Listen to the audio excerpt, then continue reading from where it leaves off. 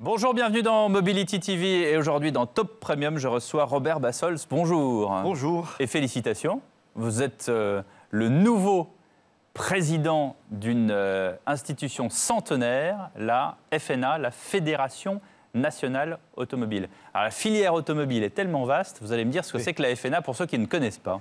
Alors, bonjour d'abord. Pour ceux qui ne connaissent pas la FNA, nous sommes en fait les représentants des entrepreneurs artisans de l'automobile. C'est-à-dire souvent les entreprises de moins de 11, en grande majorité, c'est-à-dire les petites entreprises. Et nous avons 5000 adhérents complets et avec, via nos satellites, que sont Santa Auto, qui est en fait une filiale qui détaille les codes de panne, etc.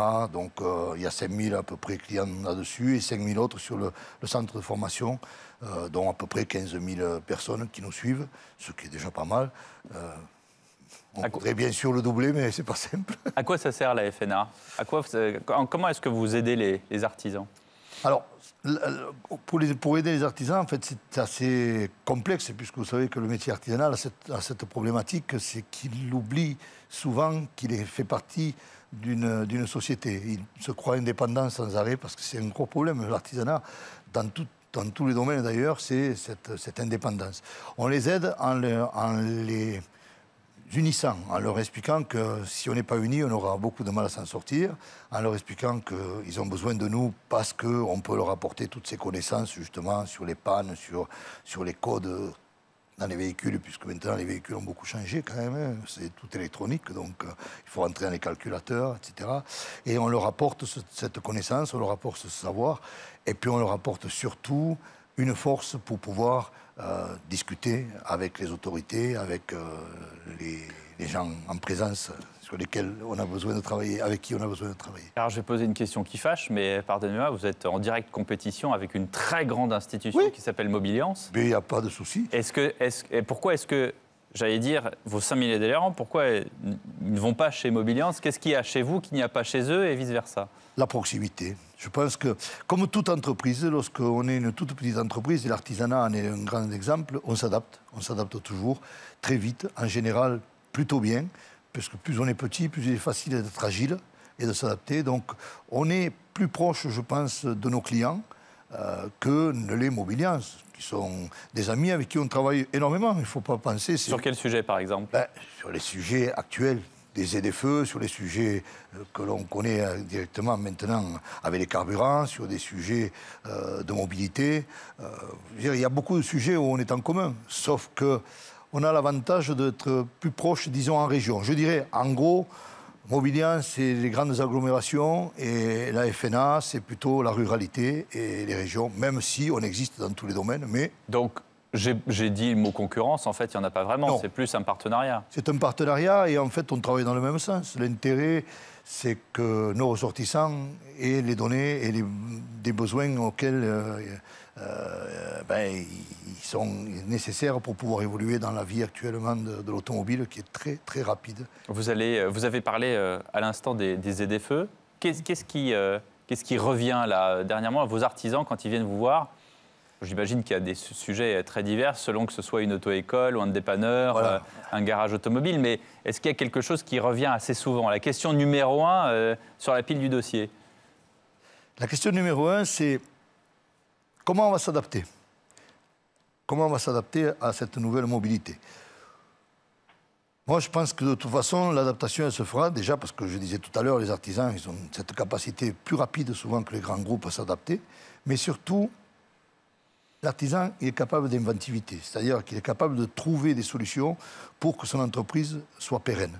Et ça, je pense que c'est beaucoup plus difficile dans un grand groupe. On se rend compte quand il y a des idées qu'il faut avoir rapidement, c'est souvent les artisans qui ont les idées les premiers et vont plus vite que les grands groupes. Ensuite, je pense que sur la nouvelle mobilité, il y a le sujet est tellement vaste. Je pense qu'il ne faudra pas refaire l'erreur qui a été faite il y a 120 ans, c'est-à-dire rester avec le moteur thermique, c'est-à-dire une seule possibilité. Je pense que là, bon, on voudrait nous faire croire que l'électrique va être l'avenir. Il ne sera pas que électrique l'avenir. contrairement à ce qu'on peut penser, et je ne suis pas le seul à le penser, hein, je pense que l'avenir, voilà, l'hydrogène, c'est l'éco-entretien, c'est les carburants de synthèse.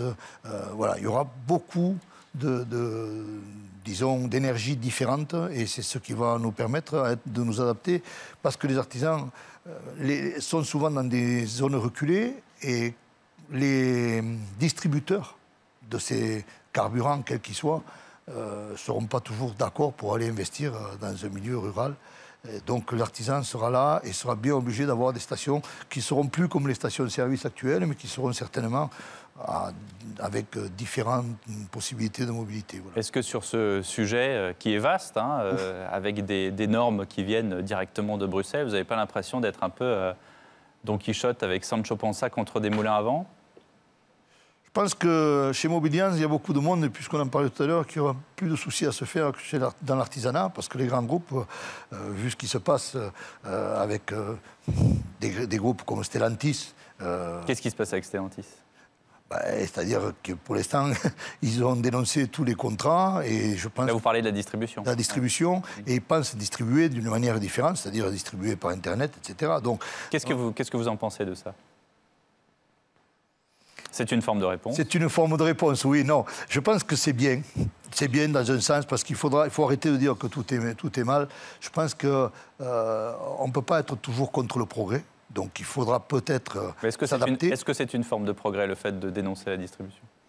Alors le fait de dénoncer, ce n'est pas une forme de progrès. Le fait de dénoncer, c'est surtout pour pouvoir adapter un nouveau réseau, je pense. Un réseau qui va être davantage dans la mouvance que veut, entre autres, M. Tavares, par exemple, le patron de Stellantis, et qui est une mouvance un petit peu différente de celle qui est actuellement. Et la distribution sera différente.